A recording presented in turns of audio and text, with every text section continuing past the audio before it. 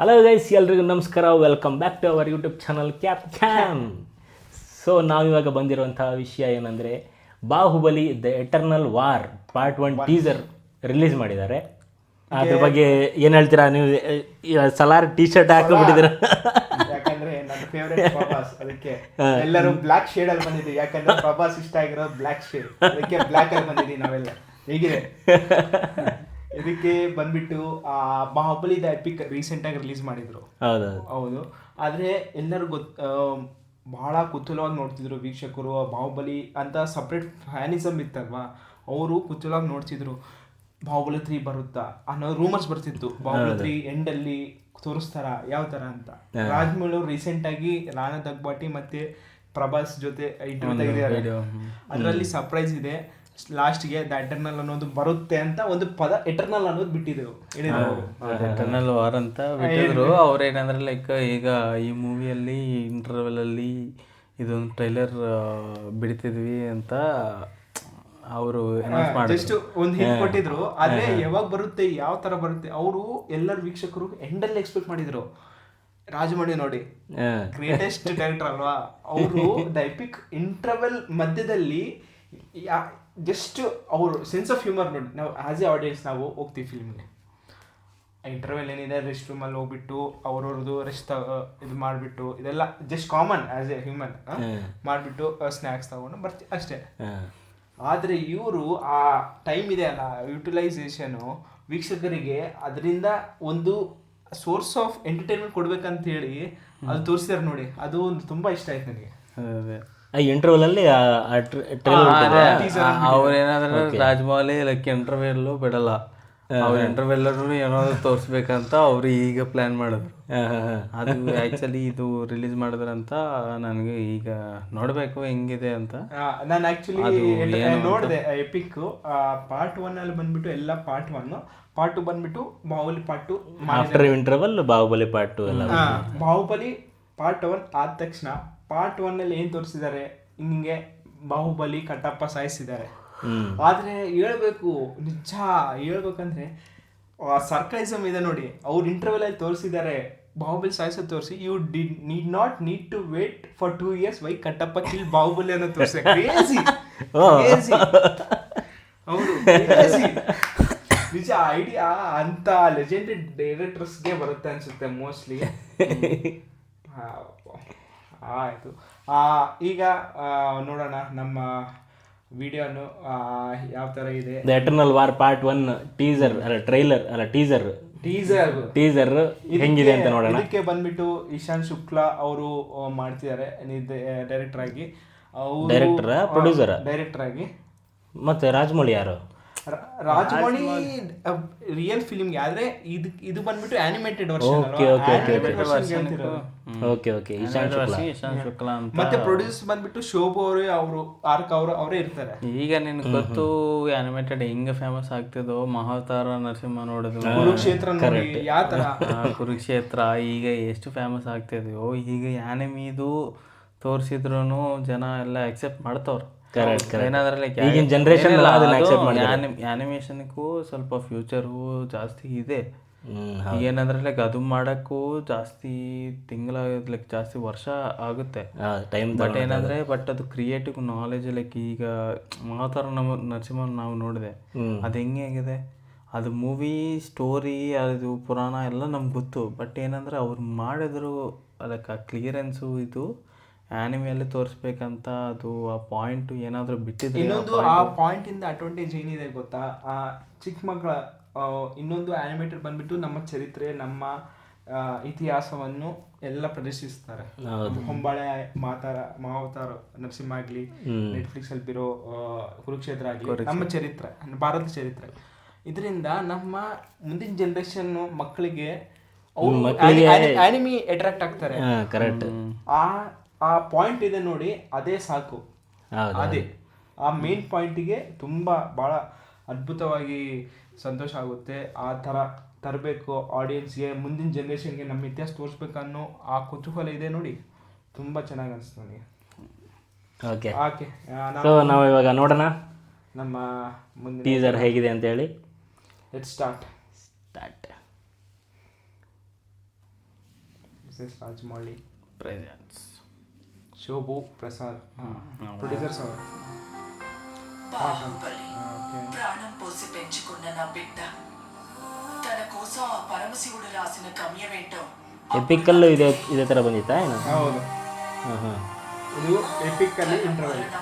Okay. కాదు, ఓ మహాకార్యానికి ప్రారంభం. VFX ನೋಡಿ. SS ರಾಜಮೌಳಿ ಸ್ಟ್ಯಾಂಪ್ ಬರ್ತಾ ಇದೆ ಮೇಡದಲ್ಲಿ. వర్తమాన భవిష్యత్ కాలాలని శాసించి దేవాసుర సంగ్రామం. తప్పుకో విశాసుర, బాహుబలికి శిక్ష తప్పదు. సోదరా ఇంద్ర, నీకు బాహుబలి కావాలంటే నన్ను గెలిచి తీసుకో. ಆನಿಮೇಷನ್ ನೋಡಿ ಯಾವ ಥರ ತೋರಿಸಿದ್ದಾರೆ.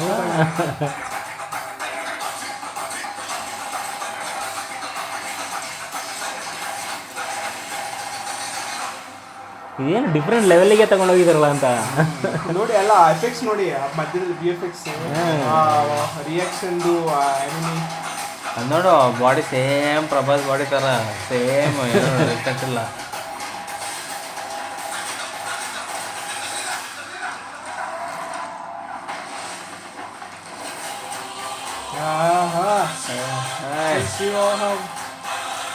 ಶಿವ ಫೇಸ್ ಬಂದ್ಬಿಟ್ಟು ಹೊರಕ್ಕೆ ಮಾಡಿದ್ದಾರೆ. ಆ ಪ್ರಭಾಸ್ ಲುಕ್ದು ಇದೇ ತರ ಥಿಯೇಟರ್ ಅಲ್ಲಿ ನೋಡುವಾಗ. ಹಾಂ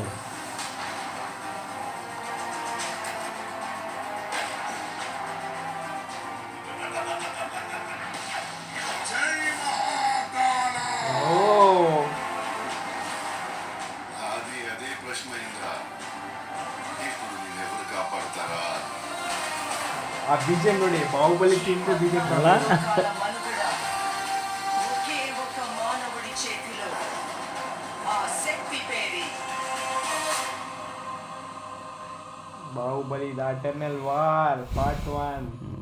ಮತ್ತೆ ಪಾರ್ಟ್ ಇಶಾನ್ ಶುಕ್ಲಾ ಹೇಳಿದಲ್ಲ, ಹಾಂ ಇದು ಬಂದ್ಬಿಟ್ಟು 2027. ಆ್ಯಕ್ಚುಲಿ ಏನಂದರೆ ಲೈಕ್ ಅದು ಸ್ಟೋರಿನ ಸ್ವಲ್ಪ ಈಗ ಡೈರೆಕ್ಟರ್ ಆಗಿದ್ರೆ ಯಾವುದಾದ್ರು ಒಂದು ಸ್ಟೋರಿ ಇದ್ದರೆ ಅದು 10 ಡೈರೆಕ್ಷನಲ್ಲಿ ತೋರಿಸ್ಬೇಕು, ಲೈಕ್ 10 ಡೈರೆಕ್ಷನ್ ಮಾಡಬಹುದು, ಬೇರೆ ಬೇರೆ ಆ್ಯಂಗಲಲ್ಲಿ ಮಾಡ್ಬೋದು. ಅದು ಬೇರೆ ಒಂದು ಕಾನ್ಸೆಪ್ಟ್ ಅವ್ನು ತಗೊಂಡು ಅದು ಯಾನೆ ಮೇಲೆ ಮಾಡೋಣ ಅಂತ ಪ್ರಯತ್ನ ಇದು. ಹೌದು, ಈಗ ನೋಡಿದ್ರೆ ನಿಂಗೆ ಬಾಹುಬಲಿ ಥರ ಅನಿಸ್ತಿಲ್ಲ, ಬಟ್ ಬಾಹುಬಲಿ ಕ್ಯಾರೆಕ್ಟರ್ ಹಂಗೆ ಇದೆ, ಅವರು ಎಲ್ಲ ಕ್ಯಾರೆಕ್ಟರ್ ಹಂಗೆ ಇದೆ. ಲೈಕ್ ಏನಂದರೆ ಇದು ಹೆಂಗೆ ಡಿಫ್ರೆಂಟ್ ವೇಯಲ್ಲಿ ತೋರಿಸ್ಬೇಕು, ಡಿಫ್ರೆಂಟ್ ಸ್ಟೋರಿ ಮಾಡಿದರೆ ಬೇರೆ ಪಾಯಿಂಟು ಆ್ಯಕ್ಚುಲಿ ಅದರಲ್ಲಿ ಲೈಕ್ ಏನಂದರೆ ಲೈಕ್ ಈಗ ಪಾಯಿಂಟು ನಮ್ಮ ಪಾಸ್ಟು ನಮ್ಗೆ ಅದು ಪ್ರೀವಿಯಸ್ಸು ಹಿಸ್ಟೋರಿಕಲ್ ಸ್ಟೋರಿ ಎಲ್ಲ ಗೊತ್ತು. ಅದರಲ್ಲಿ ಬಾಹುಬಲಿ ಇದ್ದರೆ ಏನಾಗುತ್ತೆ ಹೌದು ಅಂತ ಒಂದು ಐಡಿಯಾ, ಆ ಐಡಿಯಾನ ಯಾನೆ ಮೇಲೆ ತೋರಿಸ್ಬೇಕು ಅಂತ ಅವರು ಇದು ಮಾಡ್ತಿರೋದು. ಅದಕ್ಕೆ ಸ್ಟಾರ್ಟಿಂಗ್ ಅಲ್ಲಿ ತೋರಿಸಿದ ನೋಡಿ, ಬಾಹುಬಲಿ ಸತ್ತಿದ ಮೇಲೆ ರಿಯಲ್ ಆನಿಮೇಲ್ ಅಲ್ಲಿಗೆ ಹೋಗಿ ಅದು ಶಿವಗಾಮಿ ಹೇಳ್ತಾರೆ, ಈ ತರ ಯಾವುದೋ ಒಂದು ಕಾರ್ಯ ಸಿದ್ಧಾಂತಿಯಾಗಿ ಒಂದು ಕಾರ್ಯಕ್ಕೆ ಅವ್ರನ್ನ ಈ ತರ ವಿಧಿಸಿರ್ಬೋದು ಅಂತ ಒಂದು ಗ್ಲಿಮ್ಸ್ ಅನ್ನು, ಒಂದು ಹಿಂಟ್ ಅನ್ನು ಕೊಡ್ತಾರೆ. ಅದನ್ನ ವೀಕ್ಷಕರು 2027 ನೋಡಿದ ಮೇಲೆ ಗೊತ್ತಾಗುತ್ತೆ. ಆ ವೀಕ್ಷಕರಲ್ಲಿ ನಾವು ಇರ್ತೀವಿ.